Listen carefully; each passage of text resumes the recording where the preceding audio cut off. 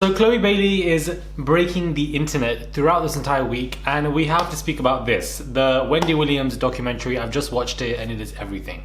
Hey guys, it's Morali. Hope you guys are doing well today. Back at again with another video. If you haven't subscribed, guys, click that button for daily and consistent content. Head over to my Instagram, my Patreon, my merch, and let's get straight into this video. Let's get straight into this, guys. Let's just dive deep.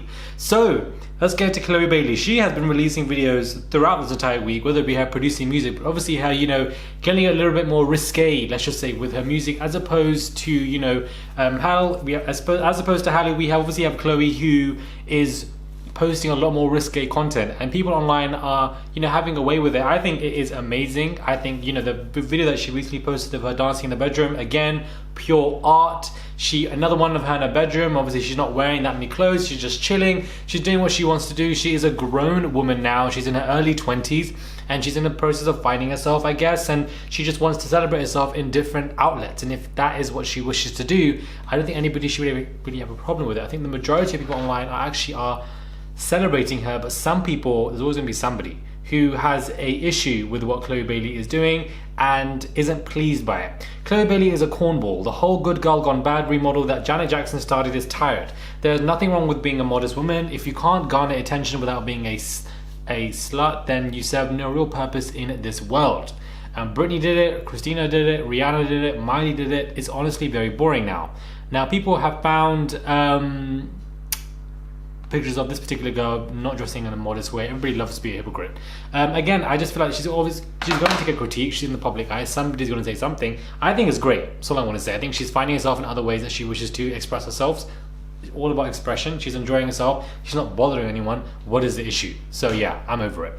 But we also have the Wendy Williams documentary, and I'm so here for this. I haven't watched the film yet, guys. I didn't even know there was a film, but there is also a film. Now up to next. I do Hot Topics. I don't live Hot Topics. Apparently that is getting rave reviews. The documentary is getting rave reviews. The Lifetime stuff that she's doing, I wouldn't be surprised by that. Because one thing about Wendy Williams that has worked and why she is successful is because she is authentic. She's never portrayed as somebody else. She may be annoying as hell, but that is her. For over 3 decades talking about people, and now I'm being talked about. Oh, Wendy's not well. Life has caught up to her.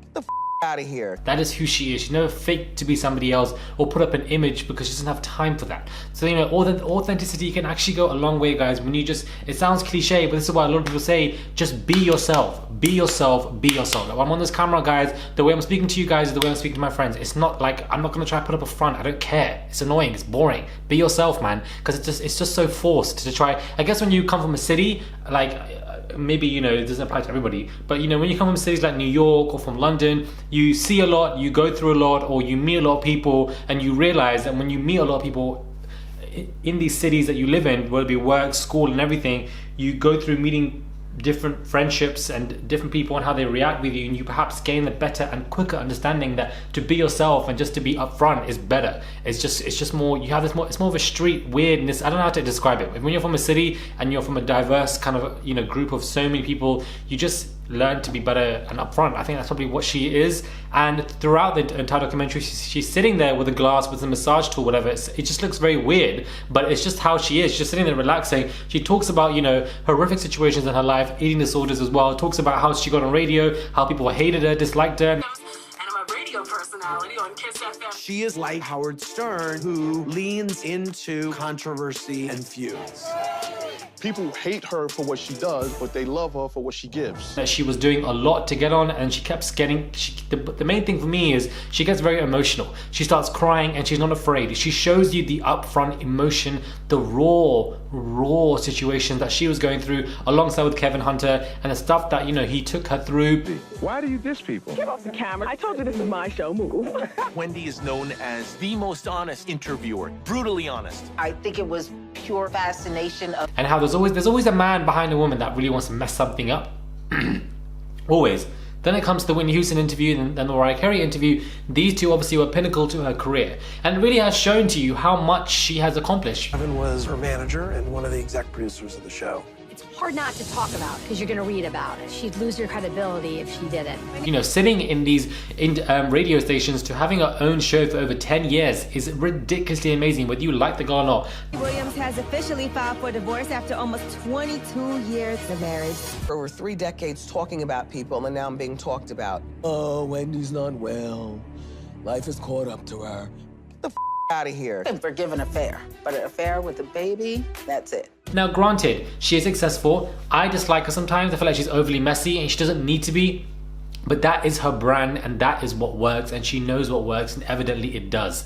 I feel like this documentary is also great because it gives you great damage control. A lot of people may have disliked her prior to this, thought she was annoying, frustrating, and overly messy, but now we are seeing a different side to her. This is the culmination of everything. Everything. A Lifetime original documentary. When it comes to this entire documentary, not only does she deliver hot topics, but she has now become a hot topic completely, especially with this marriage mess. And she's really talking about how she fell in love with Kevin, then she disliked Kevin, they didn't want to get married, then they wanted children. Like, it really, I'm shocked. Like, it's such a good situation. She talks about, you know, longtime fans know Wendy is no stranger to going under the knife, but she became incredibly candid about everything she's done. During the documentary, Wendy revealed she told Hunter, whom she described as hustler hot, on their first or second date, that she planned to get implants and liposuction. Honestly, appeared to be the best policy from her from day one. A few months later, and he was supportive. Kevin Hunter became very controlling, allegedly, and verbally said some shocking stuff to him.